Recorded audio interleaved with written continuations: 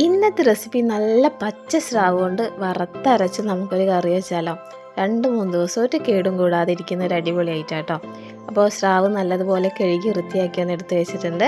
ഇനി ഈ ചട്ടിയിലേക്ക് കുറച്ച് നാളികേരും കറിവേപ്പിലയും ചേർത്ത് നല്ലതുപോലെ വെളിച്ചെണ്ണ ഒഴിച്ചൊന്ന് വാട്ടിയെടുക്കാം. നാളികേരം നല്ലൊരു ബ്രൗൺ നിറമാകുമ്പോൾ അതിലേക്ക് നമ്മൾ വറുത്ത് വെച്ച മല്ലിപ്പൊടിയും കുറച്ച് മഞ്ഞൾപ്പൊടിയും ചേർത്ത് നല്ലതുപോലെ ഒന്നുകൂടി വറുത്തെടുക്കാം.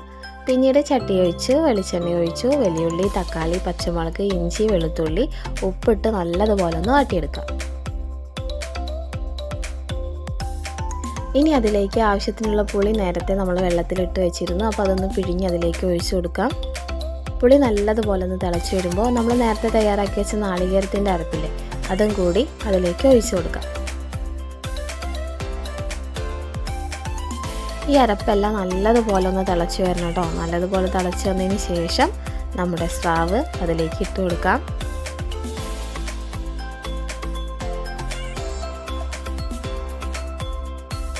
അടച്ചു വെച്ച് ചെറുതീയിൽ ഒരു 20 മിനിറ്റ് ഒന്ന് വേവിച്ചെടുക്കാം കേട്ടോ.